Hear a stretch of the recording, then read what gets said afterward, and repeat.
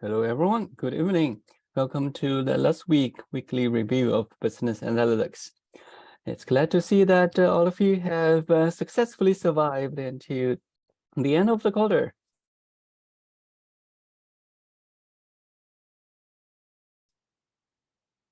Any questions and comments in the past week where we learned about optimization? Basically, we try to minimize or maximize a certain objective function.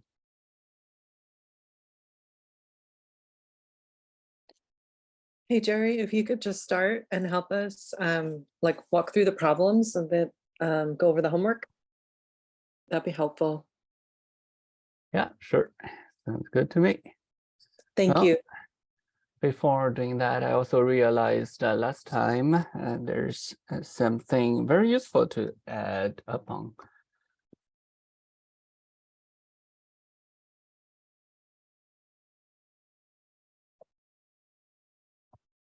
First, let me share my screen.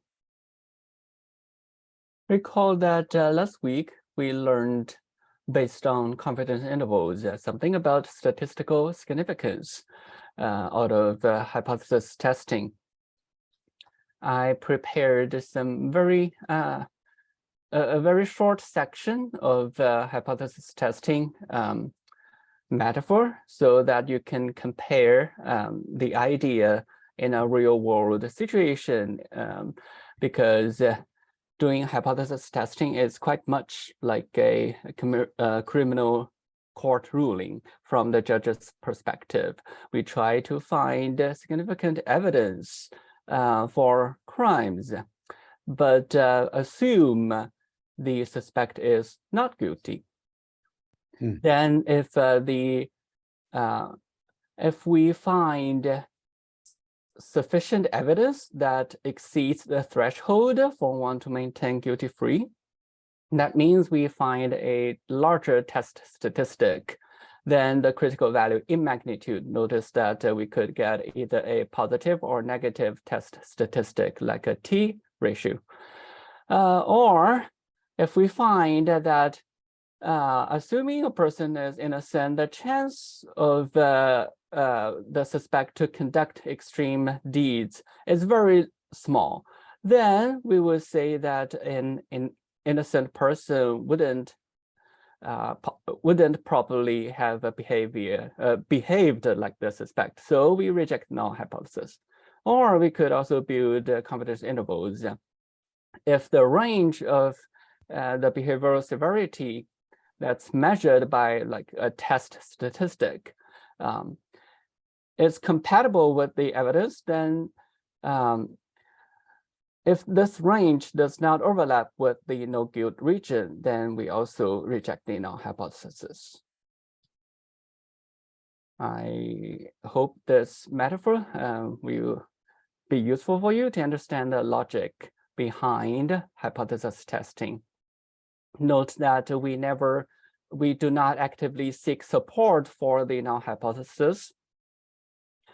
And if we made a decision to not reject, then it does not prove that the null hypothesis is true. Here, it means that a no guilt decision does not prove true innocence because we do not have all the evidence. At the same time, or similarly, we always seek evidence for the alternative hypothesis if the lack of such evidence does not establish true innocence either. For that, for true innocence, or for the to test the null hypothesis, we would have to use a different statistical procedure. It's usually known as equivalence testing. Was there a question? Jerry, these notes, I went looking for them after our meeting last Monday and I couldn't find them. Is there a place that I should be looking for those? Yeah. Were you searching for the recording? Well, I was looking for your notes that you that you were just sharing there just a moment ago, are they shared with us, or? Yes, it's always.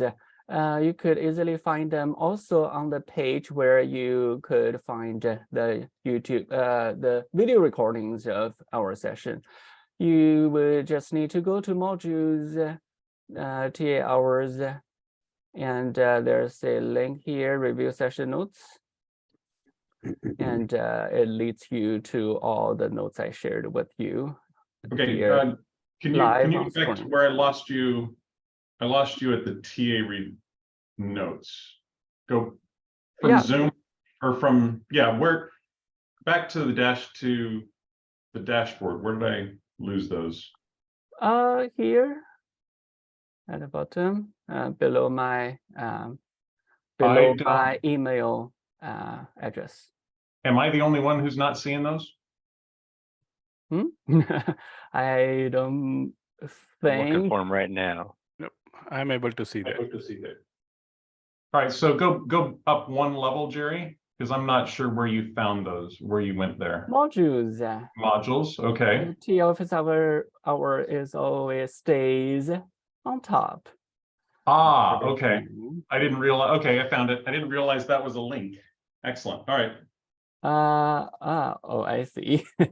Thank Well, you. that's why it's always very important to review and organize and summarize your resources.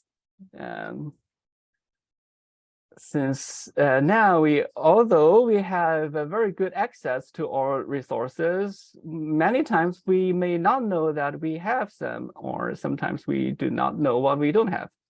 Anyway, some important additional exercise that we could build from last week's homework is that we would always want to do exploratory data analysis before running hypothesis testing or fitting a regression model. For example, last week, we wanted to do a hypothesis test on a regression coefficient where we have one advertisement expense predictor to predict sales amount. And we have a simple linear regression model where we have only one predictor. However, is this a true model, or is there a better option that we could use? This cannot be answered until we fit additional models that are candidate models to be compared with this one. For example, when I draw a simple graph of the two variables, I immediately spot that they are probably on a parabolic curve instead of a linear line. So I would consider instead a second order polynomial model where I have the square of the predictor, that's the advertisement spending, in addition to the advertisement spending. So I would have two predictors, the ad spending and its square. And when I do this, you will notice that both of these t statistic is large and their p-value is small. It's also close to 0, compared to this one, where it did not include the square of the predictor. So we could also find that the R-square increased significantly. We could actually make a test to see whether this additional predictor is significant or not. Here, we could simply use the p-value showed from the t-test. So based on this exercise, what we can take away is that we should always make some exploration in a data pattern before doing statistical testing. Well, any questions here?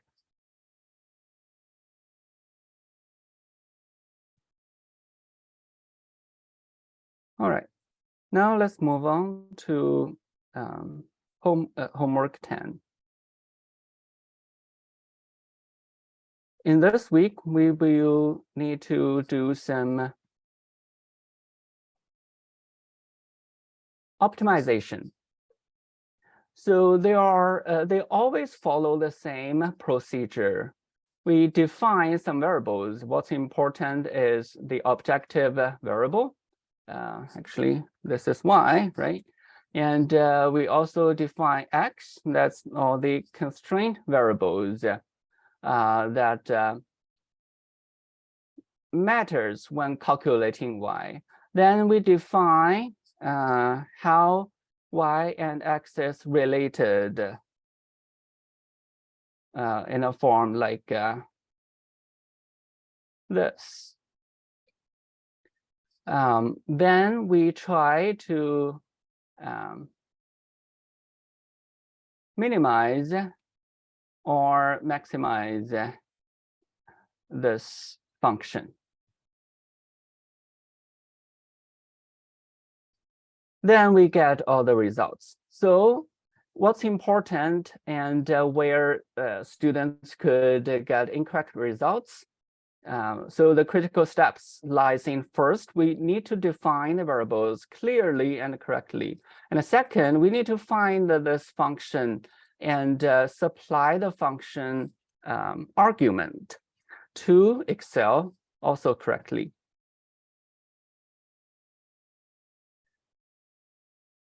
All right. Let me look into the Excel file then.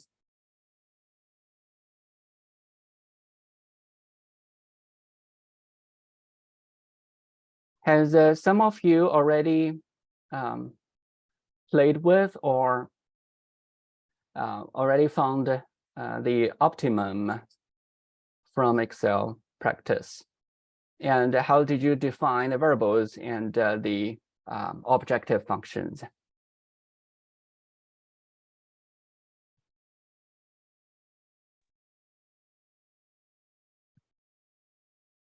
I'll take a swing at it, Jerry. Hi, Anthony. Hi. Good to hear from you. I did for 1A, I did flip top model. I just gave it an F. Tip top model, I gave it a T. And then I said max equals 1000 F plus 1000 T. And then I said subject to 3F plus 4T less than or equal to 36, 5F plus 4T less than or equal to 40, 5F plus 2T less than or equal to 3. And then I said F comma T must be greater than or equal to 0. Yeah, sounds all good to me. Then the important question. Oh, hi. On Anthony, on what you were saying, on the last one, the 5F plus 2T less than or equal to 3. I'm sorry, 30. 30 instead of 30. 3. Yeah, that was my trick question for Jerry. Okay, Sorry. because I put 30, so I was Yeah. wondering. Yeah, I was talking and I hit the backspace. Well, and I recognize that. apparently I was not as good as G in spotting the errors, and it might be a game for you. I'm not going to go again.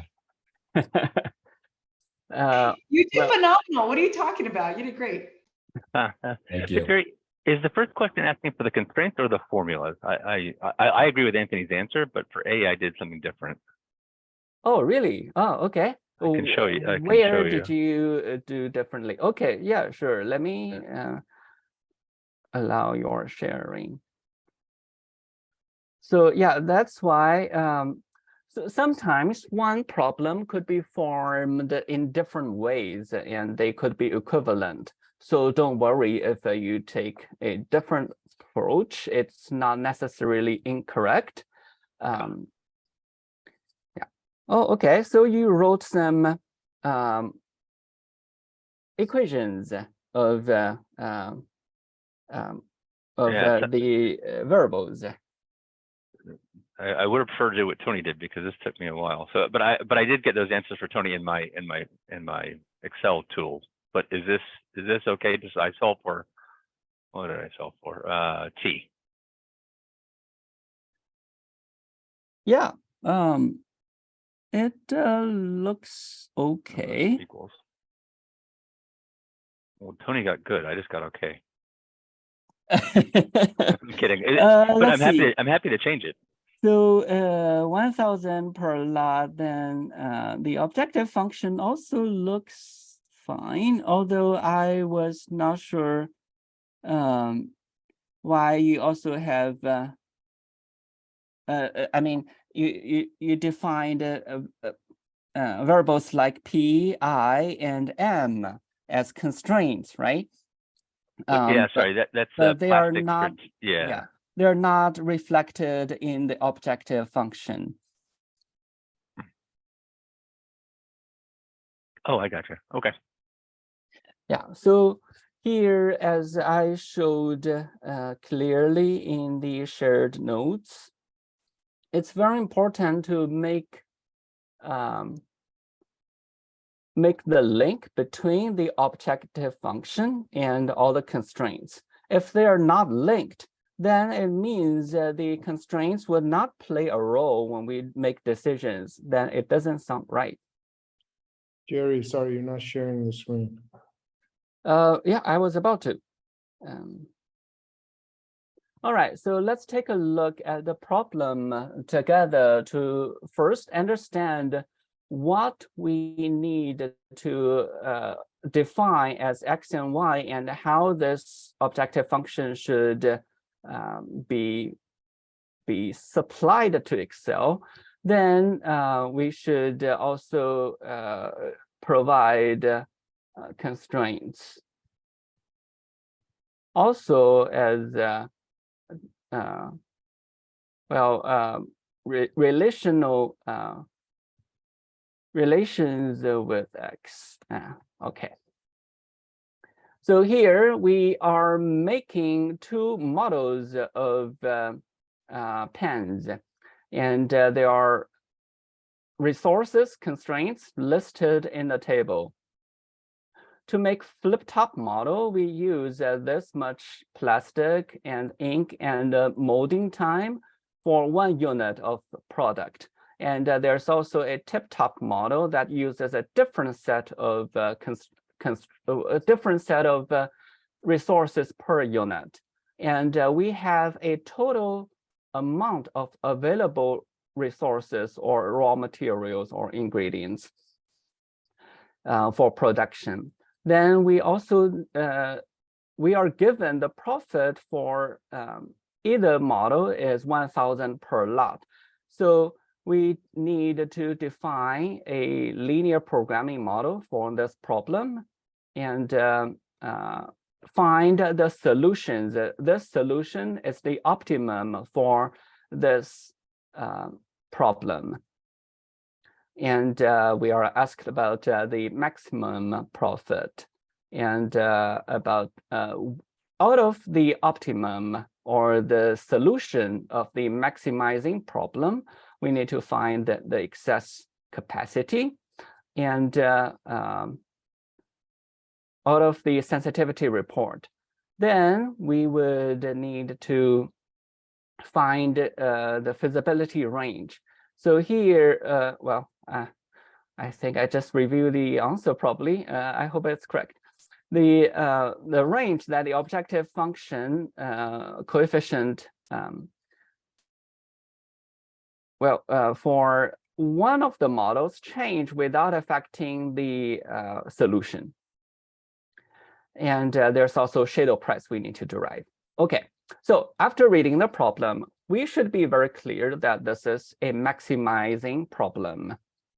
So we at least know that whether we should use minimize or maximize. And we're also given that this is linear programming. Given all these, I would, well, let's see.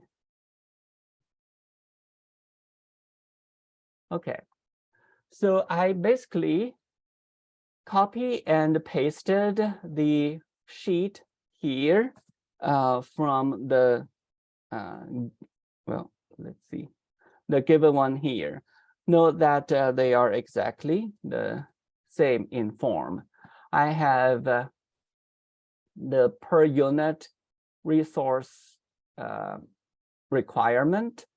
These are known as coefficients for both models. And these are the total amounts. So those are constraints. Then I need to define the profit. Note that the profit is a function of the unit of both models that I produce. From each unit of product of either model, I derive $1,000. So here I define the profit as the objective function of both the unit of products I make and also the coefficient of them. And here the coefficient is constant. Each unit would return $1,000 as profit. So that's why you see I use a sum product function. This is the sum of some product. The product is expressed here. One of the product is that I would time, C10 and C10 and C6 as the sum of profit from this T model is the tip-top model, yes. And another product is the product between the profit of a flip-top model and the amount of such models. So if you use instead a traditional way to define these this objective function, you would use how much I earn as profit out of 1 unit of a flip-top model times the number of flip-top models I would produce under the constraint, plus the same profit out of the tip-top model. So you could equivalently use a simple function like this. It gets exactly the same result as a sum product function would. Do you all agree here? Okay. Now with this objective function successfully defined as a function out of the number of products, that'll be the solution we would try to find, right? So here we would go into the solver procedure. Note here, once we set up this portion, what we are trying to do next step is to change the value here. Well, originally it's probably written as this. So we don't produce any of these and get $0 as profit. But we try to find the solution when we vary the x variable. So that's why here in the shared node, these are called constraint variables, right? It could be multiple of them. So we need to vary them in order to find the solution. And this solution is defined wherever the profit is maximized. All right. Then I would use the solver. Here, some cells and operations, you should probably want to make a note in future exercise, homework questions, and exam questions. First, make sure clearly how you define the objective function and whether you want to maximize or minimize it. Because here the objective function is profit, we try to maximize it by changing what variable. So these are the variables that we define here as the input, as the dashed circle enveloped. Those are the two constraint variables we try to vary in order to maximize this objective cell. It only accepts one cell, I believe. Okay, now we need to find the constraints. So here the constraint is defined on these, well,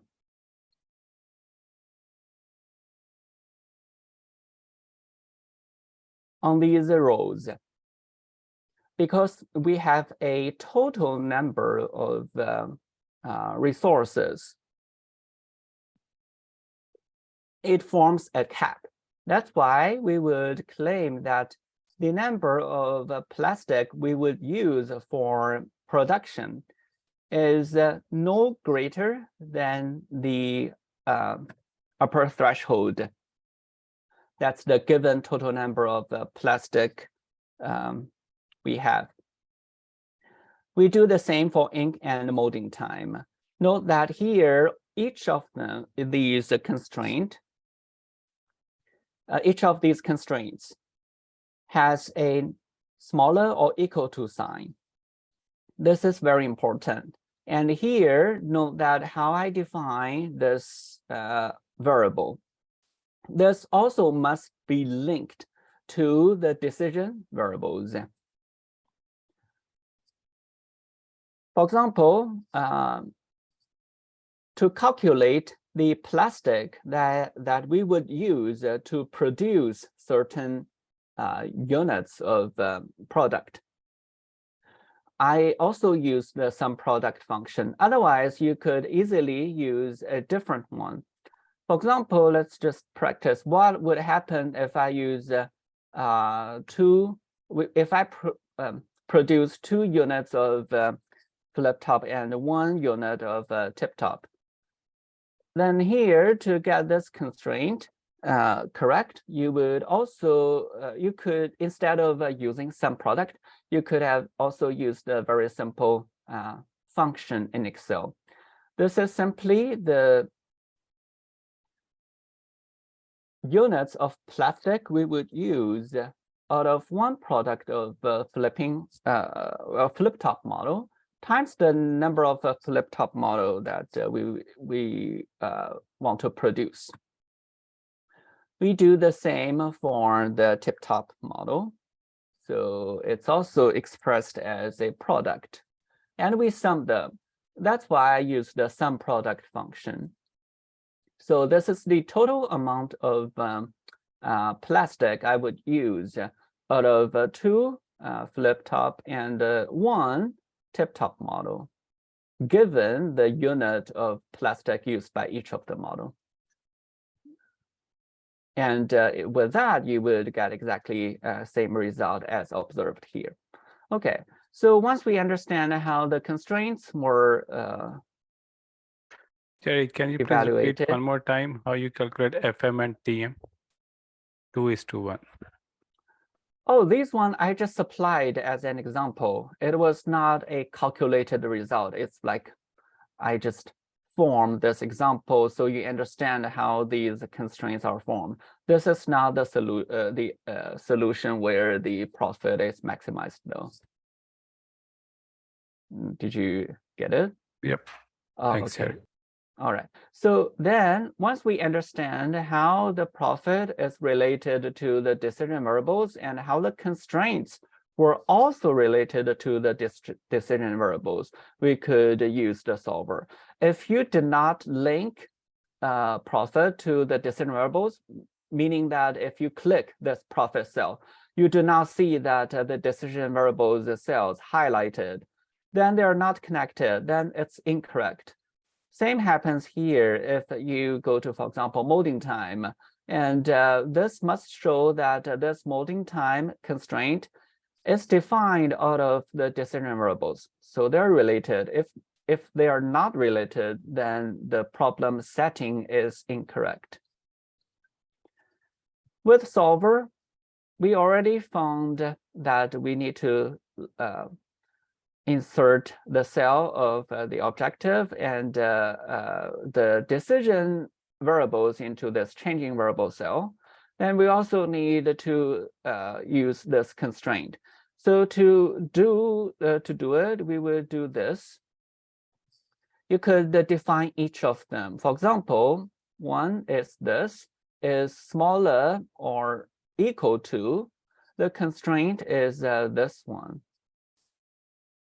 So this is one of the constraints, saying that plastic we use is smaller than the total amount that we have. We click add. And we could add a second one, like the ink assembly. Okay, that we use is also smaller than the constraint. That's the total number of ink units that we have. Click add, then molding time is smaller than the total amount of molding time that we could dispense. All right, then once we define each of these 3 constraints, we click OK. Okay, cell reference box is empty.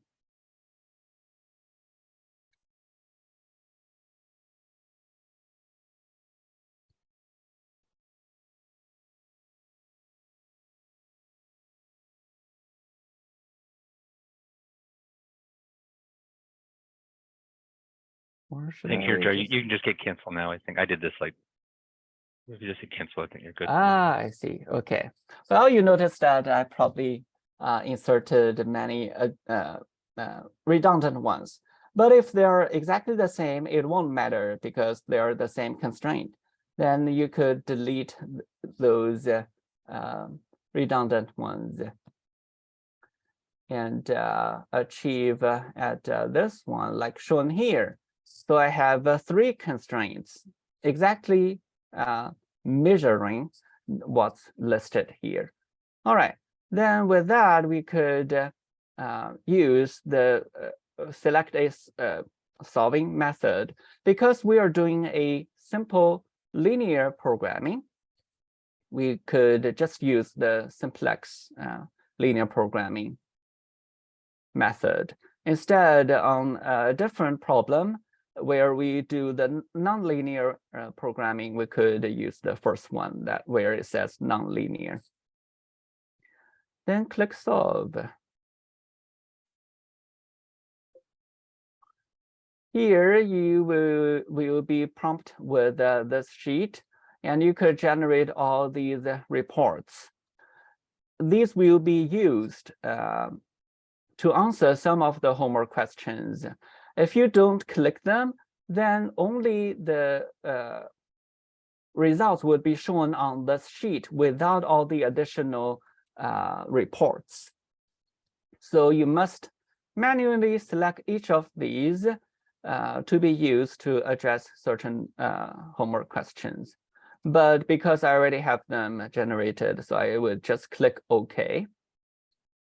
Then you find that Jerry, sorry, will you go back to that, please? What little links you checked on? Sorry.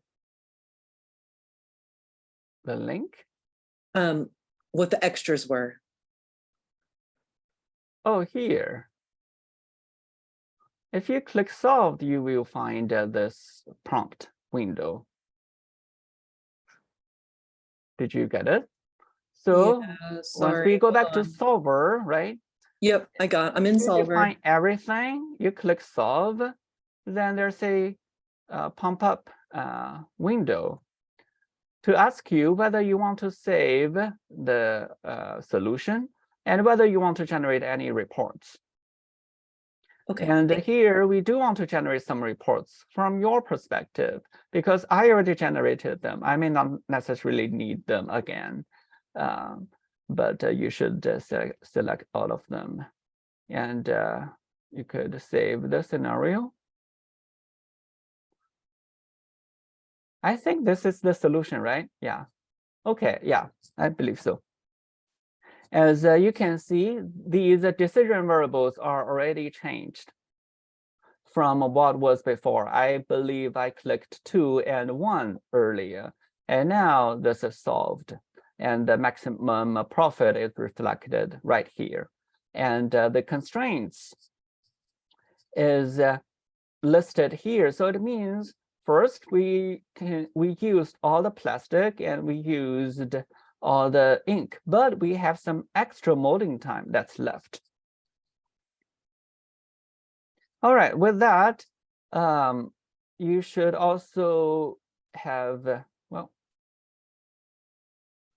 some report generated like this one, where it says it's a where it says solver found a solution, all constraint and optimality conditions are satisfied.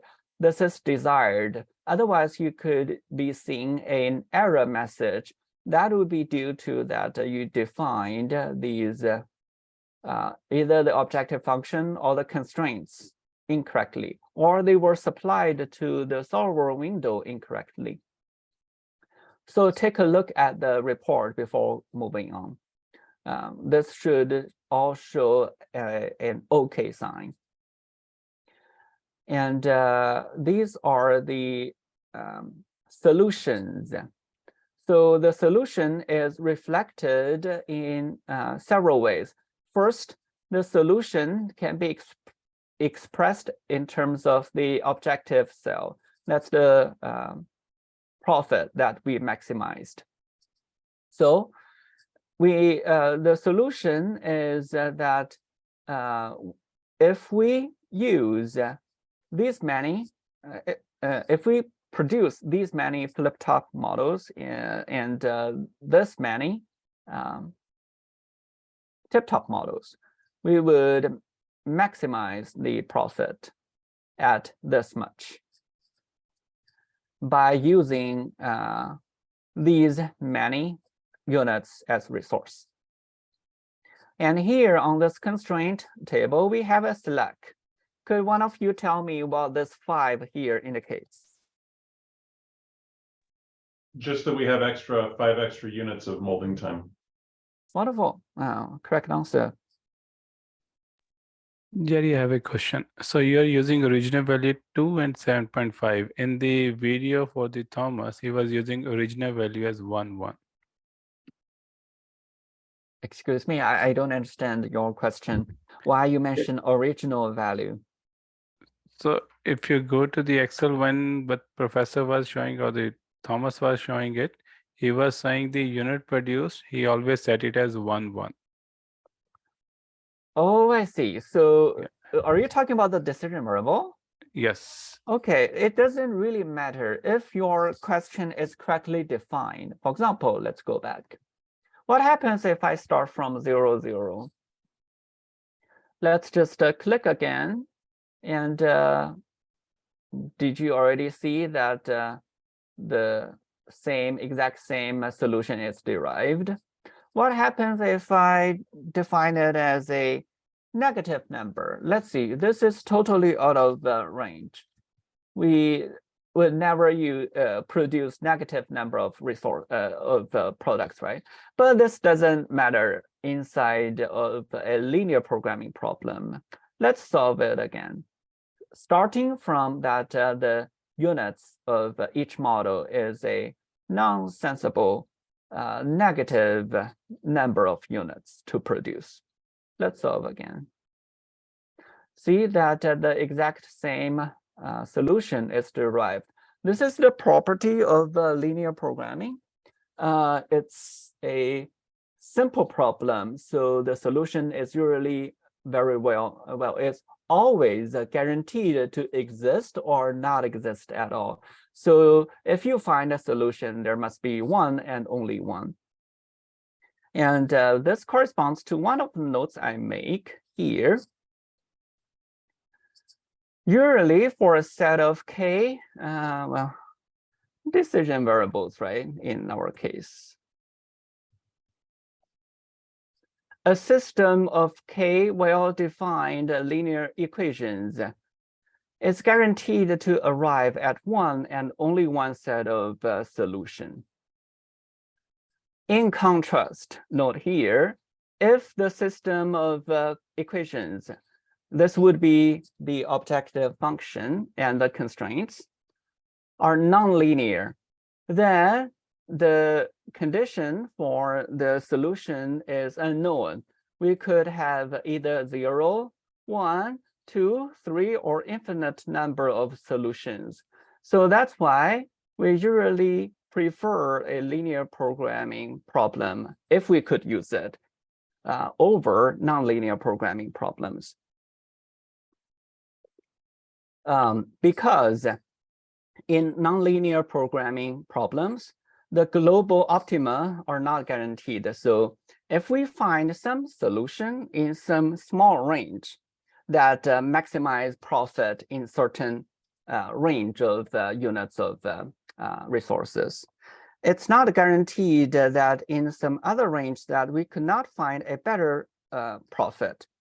So that's why that's what it means here where it says that the global optima are guaranteed in concave problems, but not in non-concave problems. Linear objective function is concave, so we are always guaranteed to find a global optima. If instead we are facing a non-concave problem, we would ideally reform the question so we don't have to face with this multiple local optima issue at all. Then we could, otherwise we would have to use a different starting point just to play with these starting values like what I did earlier to find whether there are possibly other solutions in other regions. So the solution could be starting point sensitive in non-concave and complex problems. But none of these homework questions are that complex, so we don't see this phenomenon at all. All right, let's see whether what we have are sufficient to answer all of these questions. We already have gone through several of these problem parts. And okay, now let's take a look at part DEF. What range can the objective function coefficient for flip-top model change without affecting the solution? So for that, you would need to depend on the sensitivity report generated through when you solve the problem. Well, sorry. Okay. Because I opened a different sheet. So the sensitivity report is needed to answer this question, like here, sensitivity. Once you have the sensitivity report, you would have these two tables listed. One is called variable cell, the other is called constraint cell. Could one of you tell me how you answered part D out of this sheet? The question is, how much can the coefficient change for a flip-top model? So here we have a flip-top model as Hey, Jerry, it's Tony. Can I redeem myself and try it again? Sure. Okay, can I share my You're screen? welcome. All right, I'm going to share my screen.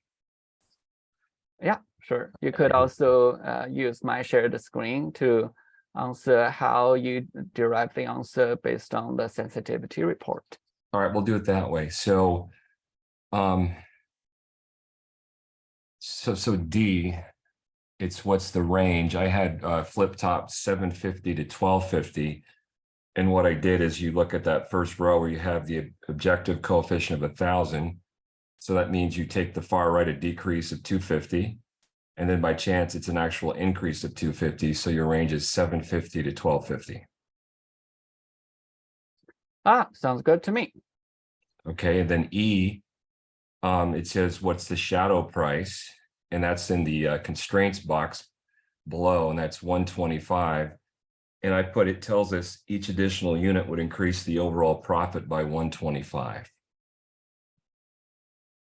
Okay, let me think. You said each of the additional unit of production is A plastic, correct? Correct. Yeah. yeah, also sounds good to me about plastic. All right, I'll put that in there. And then the F, it says, what is the shadow price dual price for molding? I put molding times shadow price is 0. because it has excess capacity of 5, and the calculation also considers it non-binding. Yeah, you're right on that. Here, the shadow price of the molding is 0 because we have extra ones, right? So we did not use all of them. That's why the shadow price is 0, meaning that each additional unit of molding time used would not increase the profit. Okay, and then I think I forgot in D, at the part of that question, it says, what's the range called? They put the range of optimality. Oh, I see. Yes, you're right on that. Okay, and then we can go to over which price is this valid? Is 125 valid? So I put 125 as valid in the range 32 to 40 for plastic. And again, I just took the constraint of 36 minus 4 and plus 4. And then for ink assembly, I said it's valid within the range of 36, 40 minus 4, to the upper range of 42.86. I rounded. So I did 40 plus that 2.857142 number. And then I called this the range of feasibility. It also sounds good to me. Yeah, it was pretty straightforward. I think we're ready for question 2 then. I'll get out of here. All right. Yeah. Thank you. Brilliant. No, we're not ready for question 2. I have a question on E. Can we also, Okay. I mean, sorry, D, would it be okay to write like for the range plus or minus 250, or did you want us to take the objective coefficient and add 250 or subtract 250? Well, I mean, either one is okay, right? The range for the coefficient expressed here, right? How much additional, how much profit we derive from 1 unit of the flip-top model. As long as it's between 750 and 1,250, then the same final value of units of production is guaranteed. So that means the range of optimality is this coefficient of 1,000 to be within 750 and 1,250. Okay. Yeah, so note that sometimes these allowed increase and allowable decrease are different, right? So for example, on the tip-top model. So here, this optimality range for tip-top model coefficient, that's the profit we derive from 1 unit of tip-top model. Currently, it's set at 1,000. But if we change that between 800 and 1,000 and 333, we will still find the same solution in terms of the decision variables. But note that although the decision variable solution, that means 2 and 7.5 unit of products stay the same or remain constant when we change the coefficient here, right? The profit doesn't stay unchanged. For example, given this range of optimality, if I change this to 1,250, that's the upper limit in the range. Here, the profit is, of course, different, right? Because we derive a much more profit out of 1 unit of a flip-top model.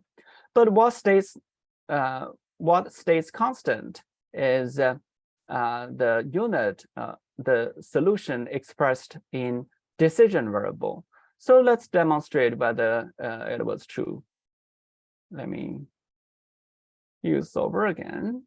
Use exact same format. Well, okay. I guess I would have to change this slightly.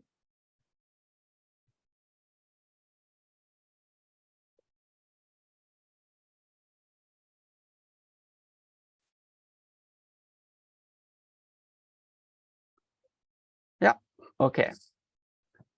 As you can see, at this point, when I change the coefficient, the same decision variable solution is guaranteed. But note that the profit is different.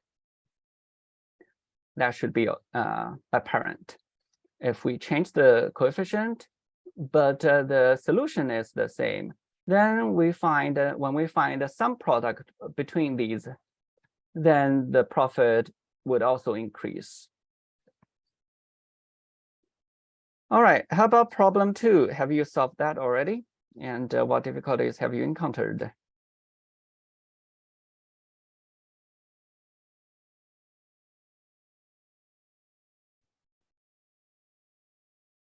Jerry, if you can review F on problem 1. F? That's Yes. what's the shadow price for molding time? Does the value make sense? And over which range is the shadow price valid? And what's the range called? The other student just announced his answers, and they all sound correct to me. But here, the shadow price is also reviewed from the sensitivity report. And it's clearly labeled here, right? So you find the shadow price to be 0. But could you tell me what this shadow price 0 here means? It's non-binding. That's And what non-binding means here? it doesn't have any impact. It doesn't have any impact on the outcome or output. Well, sort of correct. I would put that in a more plain word. The reason we see a shadow price 0 here is that we have extra molding time, right? So increasing the total amount of the molding time won't change the outcome at all, because if the optimum, at the optimum, we only used 25 molding time units. If at the same time, if we hold 30, then we have 5 extra, or we have 40, then we have 15 units extra. They won't matter. We have the excess resource that we didn't use. That's why the shadow price is 0, because acquiring additional total amount or total units of the resource available in molding time won't give us a better profit at all, since the maximum that we used stopped at 25. So if we increase the amount we have out of 30 above 25 to any amount, even 1,000, we would still have the same profit, because the other variables constrain the production of 2 models. Yeah. Thank you. Thanks, Jerry. If I may, the range would be from 0 to 25, right? Because of the allowable decrease is 5, and then the allowable increase is 0 or close to 0. So you would consider the range to be 0 to 25. Nope. The range here is from this. We need to read that. So the allowable decrease is 5. So this this value could be decreased by 5 to 25, and it makes sense. And this allowable increase is, this value stands for infinity. Okay. Yeah, so it means if we increase 30 to an infinitely large number, then we still have the same shadow price. It stays at 0. Got it. Thank you. And that's why this is called a feasibility range, because all these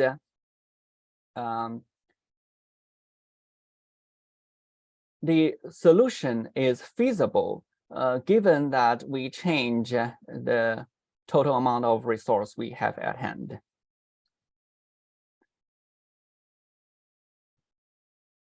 All right. How about in problem 2? What questions have you encountered so far? Oh, Let me enlarge it. Was there a question? Okay, let's first review the problem so we understand what we need to do. We have a financial planner, and there's a mutual fund. A mutual fund means it's a weighted average of multiple funds. The performance is to be matched with the Russell 2000 index. So our task is to determine what proportion of a portfolio should be invested. In other words, it means what weighting coefficient we need to use over the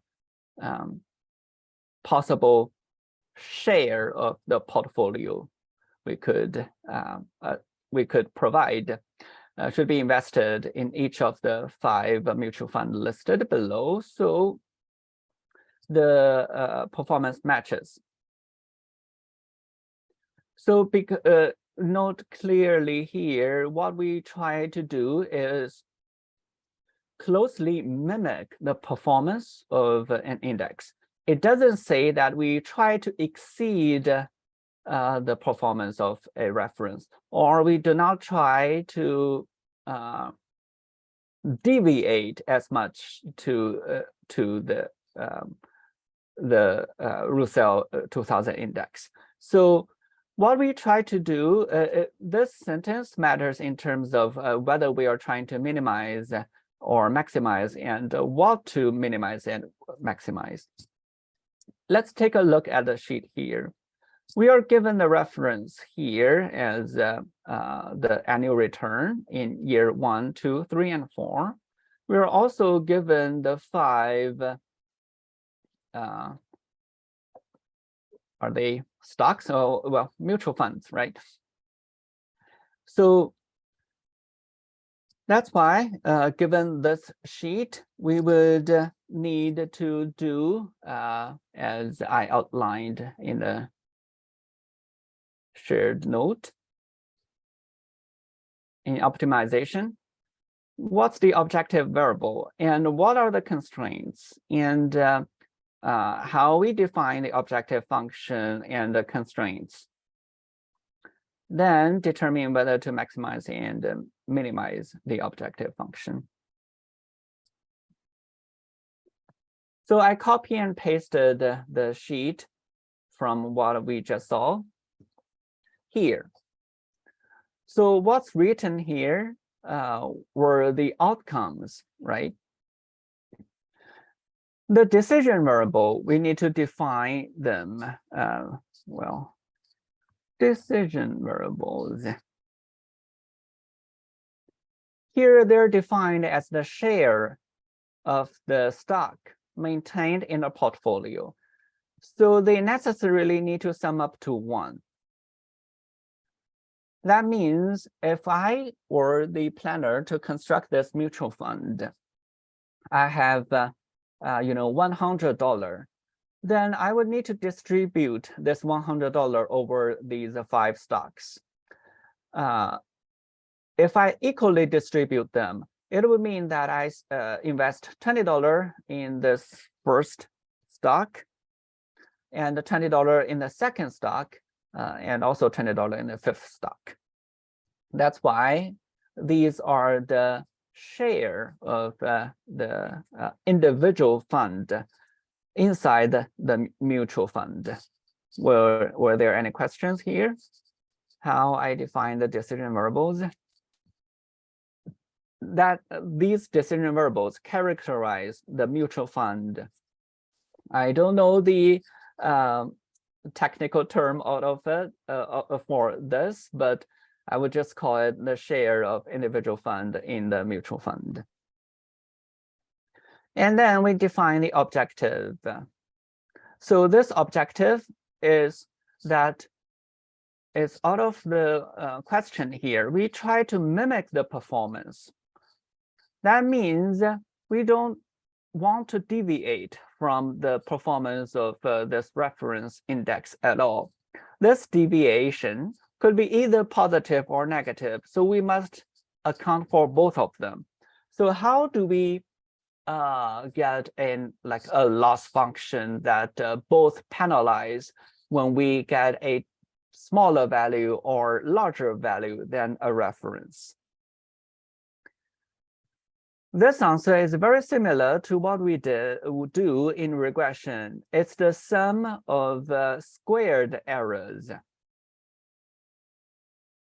That's why we have these cells defined additionally to help the objective function. So let's take a look at them to see what they mean. So here, first, we need to define the return of the mutual fund after we assess a weighting average across the 5 individual funds, right? So how do we get the return for the mutual, that's the averaged fund for year 1? This is defined as the sum product across this. So this means, for example, if I invest 10% of $100 of the mutual fund into the fifth individual fund, then I would have 10% of 100 as the total. That's $10, right? Multiplied by 9.26 as the increase rate. I would do the same for the other 4 funds. Then derive the return for year 1 as the sum of products. This means I take the product between, for example, this much and this much, then sum the amount to the product between these 2 cells, then between these cells. That's how you could derive the return for an averaged, well, actually weighted average of individual fund.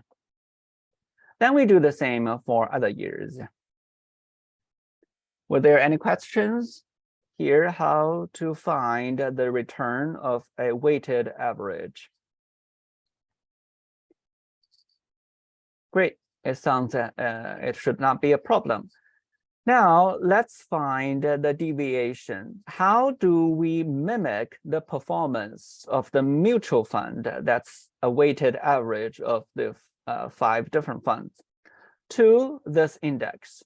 Note that we want to mimic the performance, right? So we want to penalize both negative and positive deviation. If we overperform, then we penalize. If we underperform, then the reference index, we also penalize. That's why we want to differentiate.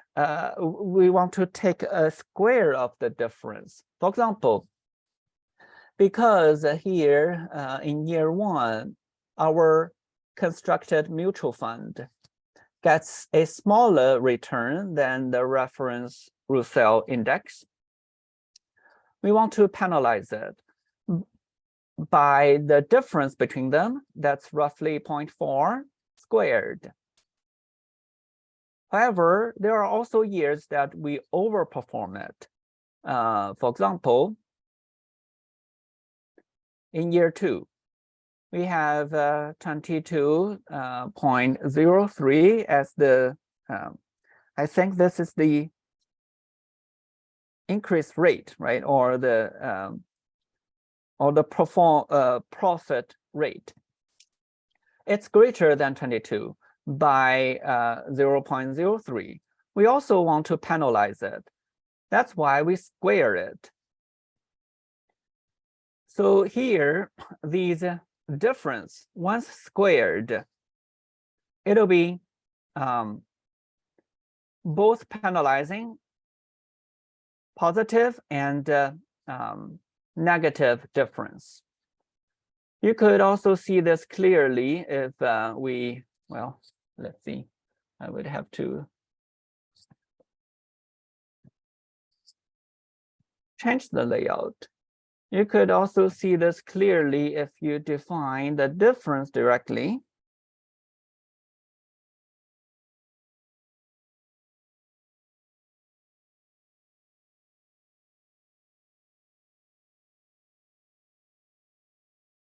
See, that's the difference in the return rate can be either positive or negative. That means we overperform or underperform relative to the industry Russell index. But we want to penalize both of them because we try to mimic the behavior of the reference index as much as possible. Okay, with these, we want to sum the squared difference. That's why I take a sum of all these squared difference.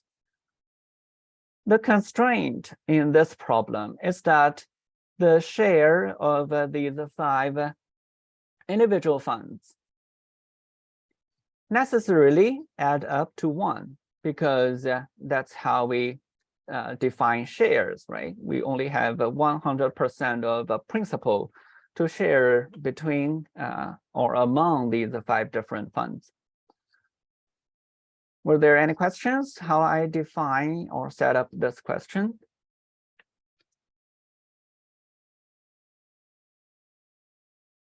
With that, we can easily go to the solver problem sheet.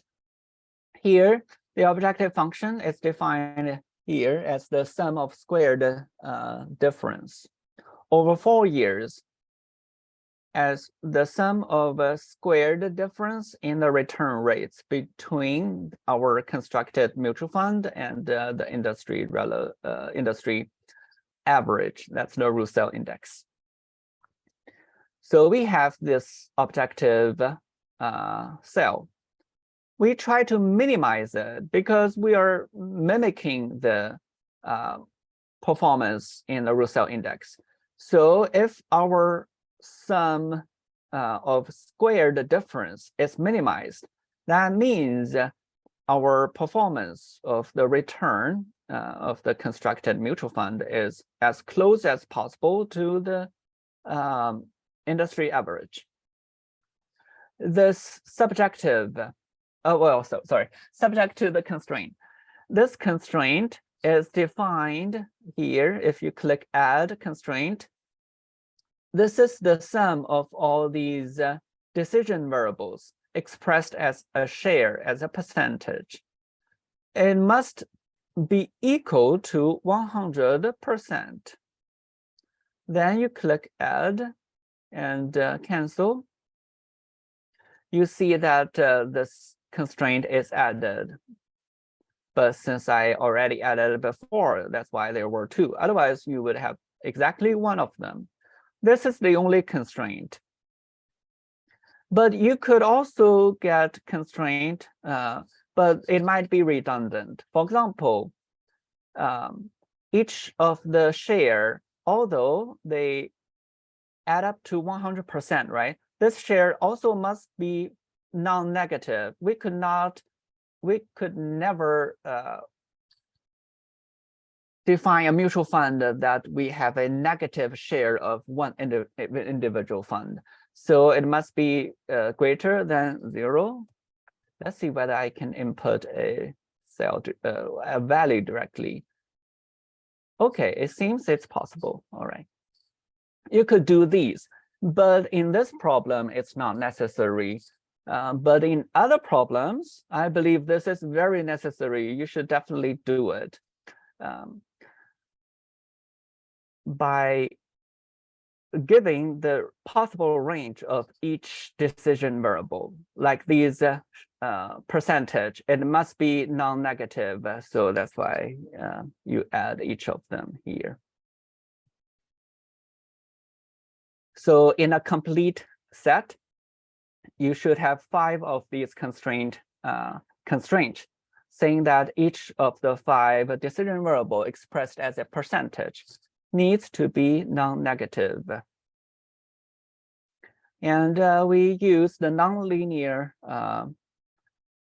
solver because this is a nonlinear program, a nonlinear problem, because we are trying to minimize a sum of squared difference, right? It's a nonlinear function. Instead, it's a polynomial function.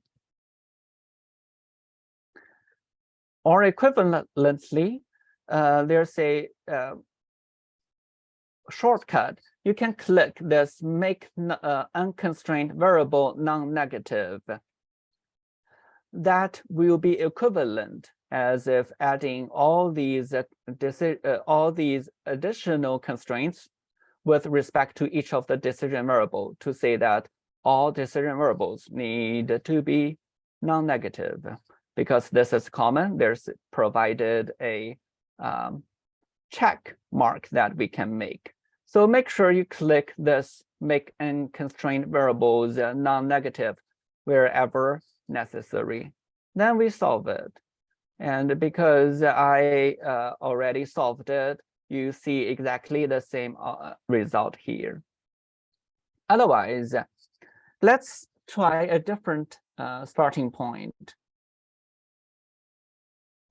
What happens if I don't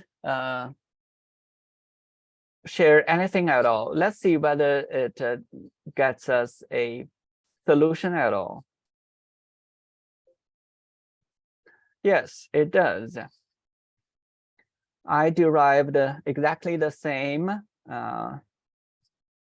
solution as before.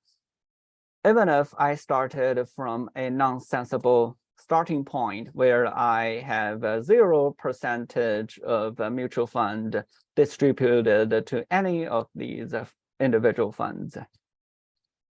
This is because it's also a concave problem.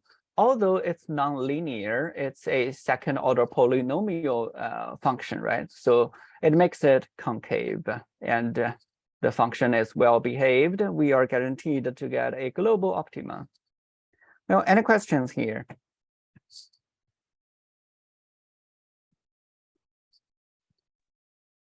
Jerry, hi, this is Mark here. Hi, Mark. On the video, Dr. Thomas actually put the decision variables all to 100. And then I think his constraint was 500 equals 100 or something like that. And it worked out. I got the same numbers, but he put something a little bit different in there. Were you talking about where? I was not entirely clear. The decision variables, he set them all to 100. Oh, yeah, you could also do that. For example, if I put 100. So what, let's see what happens. See that exact, well, I need to save it. So if you are popped up with the solver result window, you should keep solver solution because it's most convenient. So we see that exact same solutions were derived from a different starting point. This is expected because, as I described in this problem, we have a square second polynomial in the objective function. With that, the problem is concave. We are guaranteed to achieve a global optimum no matter where we start. In other occasions, if your problem is non-concave, for example, it's too complex, it involves exponential, square root, cubic, some very complex functions, then the problem may not be concave. Then using different starting point could get you a different solution.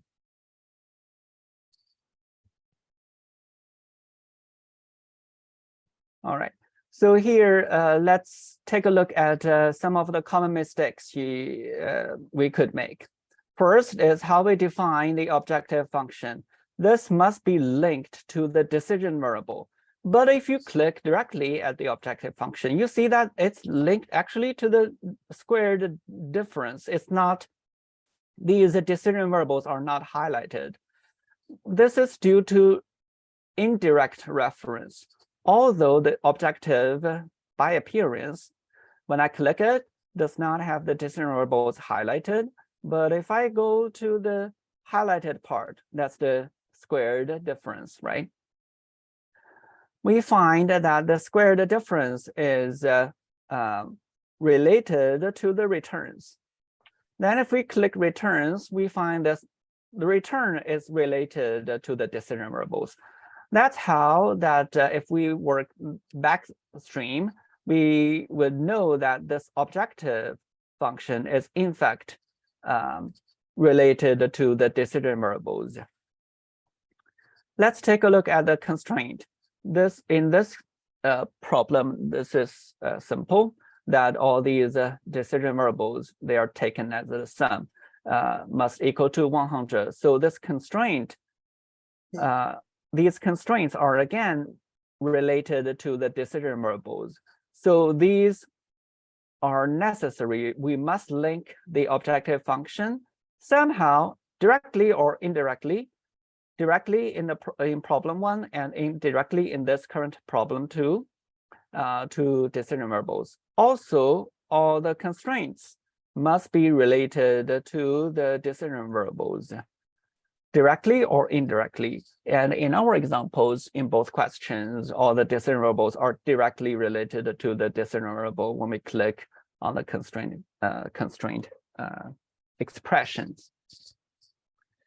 Okay, with that, we should get another tab. That's the, I think this is called answer report, right? You will be able to save this sheet if you click the buttons as answer and sensitivity and limits. I encourage you to take a look at each of them. But for practice, let's just focus on the answer report alone. Again, just like in problem 1, where we see the answer report has 3 blocks: the objective function, the decision variables, and the constraints. The same were retained in answer report for a nonlinear programming problem. We have the objective cell, the variable cells, that's otherwise known as decision variables, right? And also the constraints. Okay, with these, could you practice answer the questions in part A and B?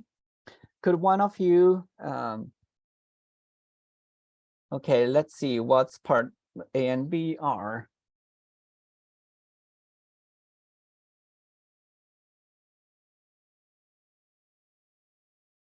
Well, I think we already did part A through the procedure. What is the optimum solution, and what percentage should be invested in each of the 5 funds? Given the output, are you able to answer that? Yeah, yes, I think they have it. They have it right there, 58%, 23%, 0 in Fund 3, and 10% and 10%. Okay. Then how about this question? You did almost this part all correct. What about this? What is the optimal, well, oh, I see. This is what is the optimal solution, i.e. Okay. Yeah. And the minimized sum of squared difference would be this much. Although in this case, it does not have a very straightforward interpretable meaning. So we probably don't bother interpret this objective function at all. But know that this is defined as the sum of squared difference over 4 years between the performance indicator of the mutual fund and the reference performance indicator of the industry average index. Okay, any further questions regarding optimization?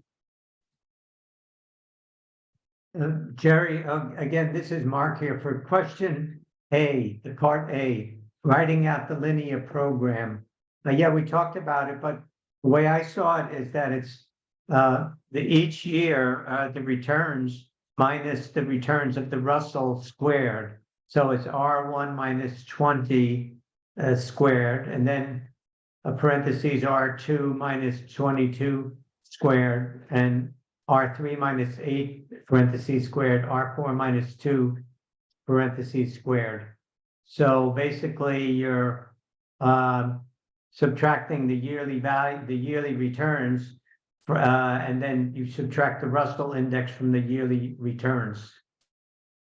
Yeah, all sounds good to me. Let me just express it analytically so we could see clearly what's going on. If I were to write all the equations, I would do in this way. Well, you should probably also add the square here. I just take one example. You should do that to others.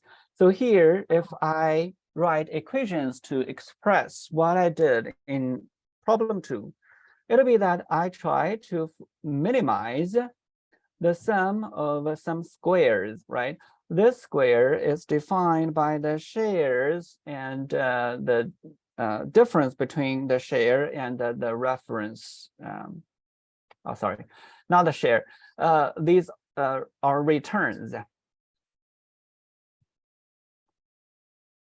These are returns in year 1, year 2, year 3, and year 4.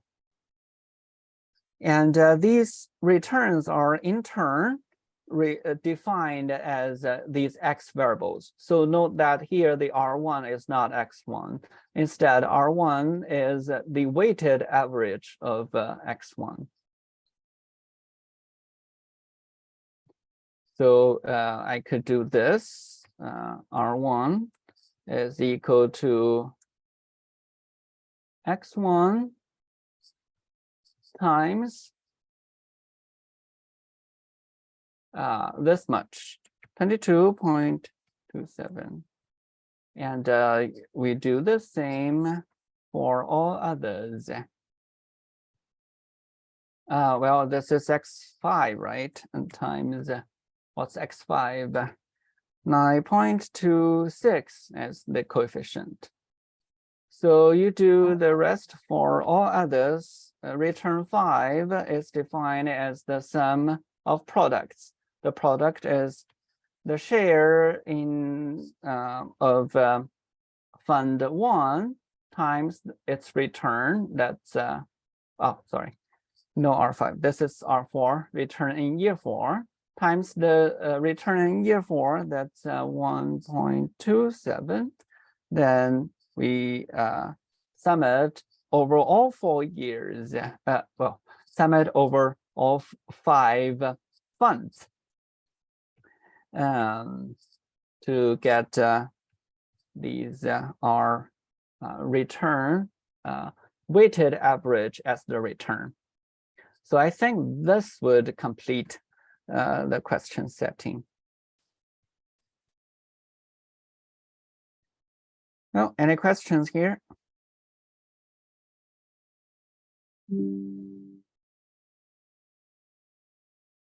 All right. Then some bonus. We already discussed the possibility of local optima if we have complex problem, where when we find a solution, it may not be the best solution. There could be multiple solutions locally.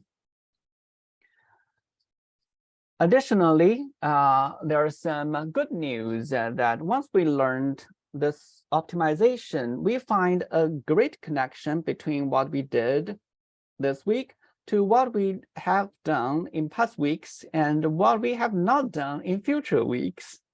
because many statistical procedures and machine learning techniques are actually optimization, at least in some part in the procedure.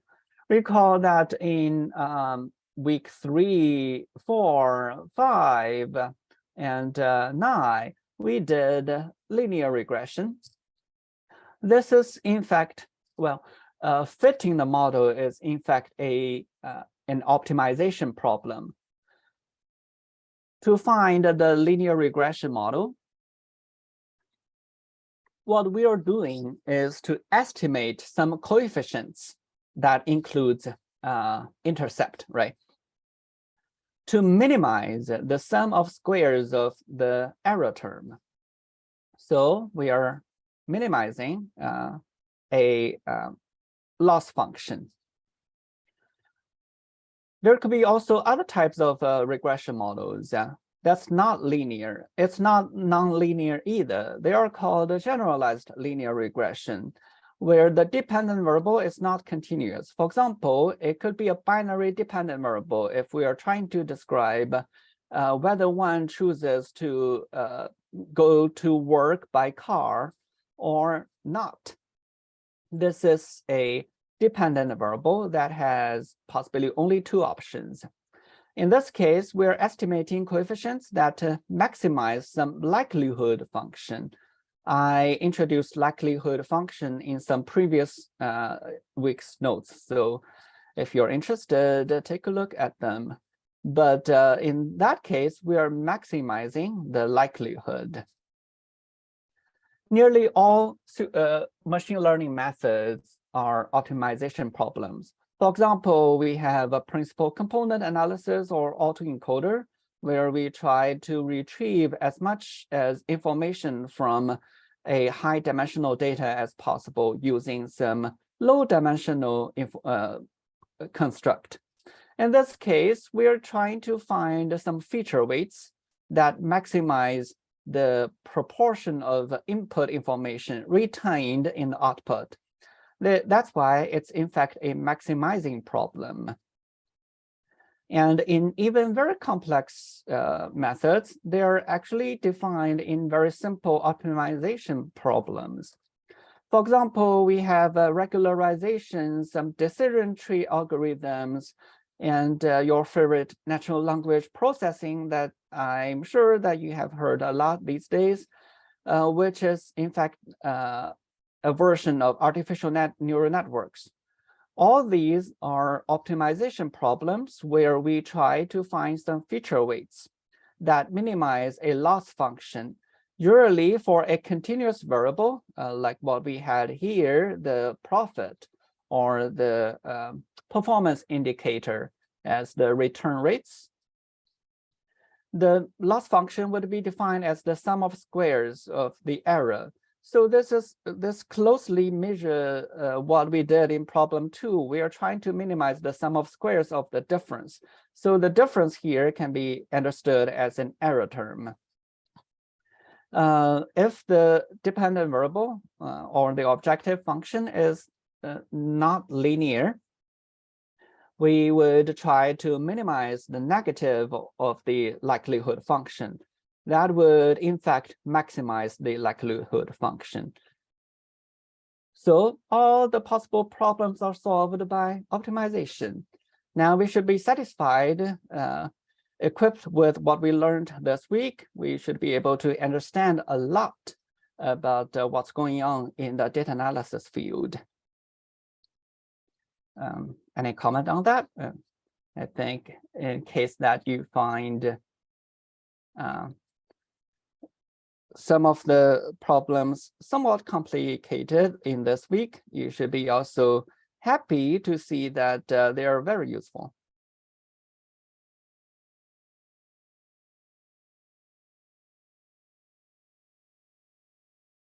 Well, any last minute questions? I would also want to remind you that please fill out the feedback form if you have not.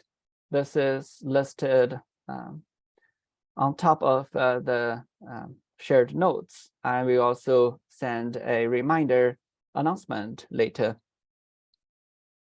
Perfect. Thank you so much, Jerry. Thank you, Jerry. Thank You've you. been awesome. Thank you, Jerry. Thanks, Jerry. I just have one question. Where are these shared notes at? I've been Oh. looking. I demonstrated how you could find it on the Canvas page. If you go to modules and TA office hour, you will see that on this page, there's a link of a review session notes. But otherwise, I encourage you to maybe save a copy for this. I cannot guarantee that each word were spelled correct, and there could be some typo, but most of them should be very useful. That I listed both knowledge necessary to address each week's homework, and also some more advanced knowledge and techniques that's usually titled beyond the course, so that you can learn extra stuff once you have additional time. Additionally, you could also visit my LinkedIn profile, where I have many studies available in the featured links. So if you, for example, try to understand how linear regression is implemented in professional, well, not necessarily, a professional report. In this case, you could go to, for example, this one where I assess the effectiveness of marketing channels on user conversion. And this plot here you see is a scatter plot upon which some regression models is built, but it's not the simple or multiple linear regression, it's time series models. There are other occasions where you can see how variable selection procedure could work. For example, if you go to this vehicle weight and fuel economy case using a very commonly used data sheet, you will find that all the data analysis should start from description. Then you define some models, preferably based on theory. Then you can select certain variables inside the model or not. Then you compare different models and select your favorite one. So that using the techniques we learned from this course, we could actually make some professional data analysis reports in the future. That's amazing. Thanks for sharing that, Jerry. No problem. There are other cases where it might be more interesting in the professional standing point, like this effectiveness of marketing channel one. Well, apparently this is an incomplete version, but you could do lots of plot. And for example, let's take a look at what regression could be shown. These are, in fact, let's see. Yeah, some regression model outputs. It could be shown in terms of confidence intervals of prediction. Otherwise, you could plot the scatter plot and show the coefficients also in terms of confidence intervals. This would facilitate, visual interpretation instead of depending on regression tables. But for those very technical colleagues or staff that you have, they may actually prefer regression tables that would otherwise possibly look ugly to you, like this one. It doesn't look so interesting, but most academic researchers and some technical staff, they may prefer this style of reporting.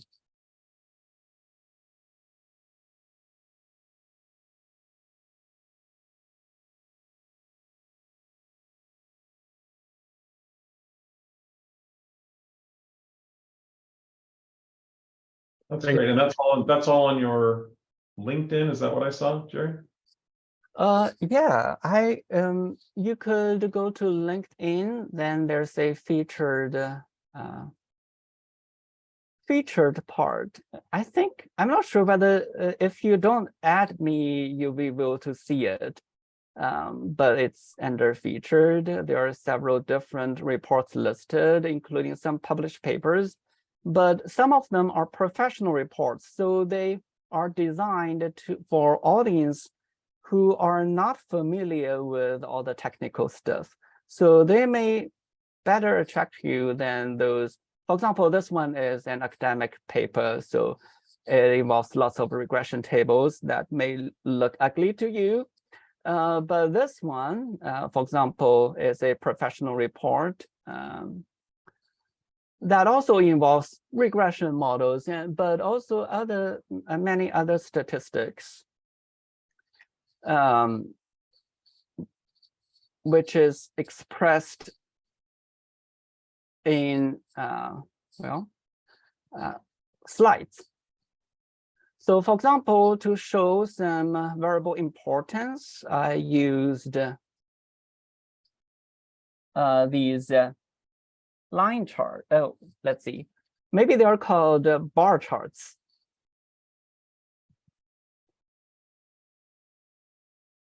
So you could instead provide some coefficients as a bar chart, or show some importance measures as a distribution.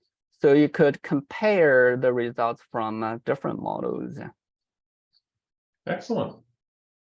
Yeah, but a recent project I did, I think this might complete most part of what we learned in this course. So this is a LIFT project where they did an experiment on marketing incentives in referral programs. So I showed some frequency distribution, just like what we did in week 1 or 2 in the beginning. This is a distribution chart, like the Gini index, to show distribution inequality of income.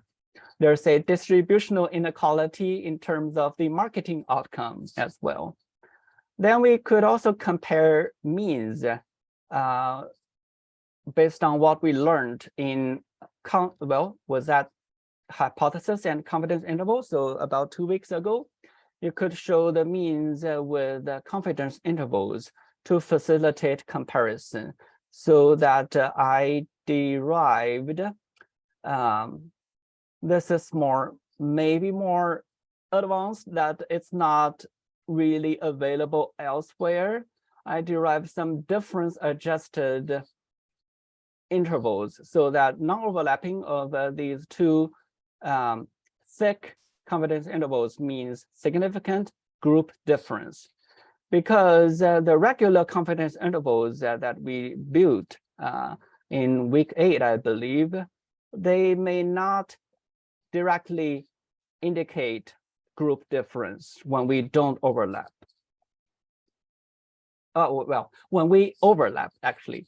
If they don't overlap, definitely there's group difference. When they overlap a little bit, there could be still significant group difference.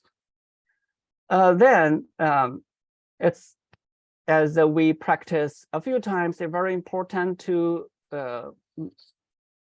plot the data before doing any models, as what I showed here. Here says the number of invites a driver sends to their friends. It's positively connected to the activation made by their friends. And in turn, once their friends make more activations among their friends, there should be more rides returned, right? Made by the referees. Yeah. So indirectly, the invites sent by a driver as the referrer would be positively related to the rides made by the referee. But with this, we could build a regression model shown in this way in terms of a predicted outcome. For example, on this column, this is exactly the multiple linear regression model that we have already learned many times since week 4. Here it shows that there are 2 groups, actually 4 groups. On the horizontal axis, we have, let me recall, this is, okay. On the horizontal axis, these are the incentives or the money or credit the referred friends could get. If it increases, of course, the invites on the first row would increase in certain occasions, and activations also increase, rights also increase from left to right. But this increase depends on how much the driver gets. If the driver gets more, represented by the golden line, by $20, then of course as expected, the results are greater, so that there are more invites sent by the driver, and in return there are more activations and rights made by the referred friends. But getting all these greater outcome may also indicate a greater cost, as shown in this referral procedure. I think this is usually referred to as a funnel chart. So in the end, it found that this distributing too much incentives actually cost a lot on the per return perspective.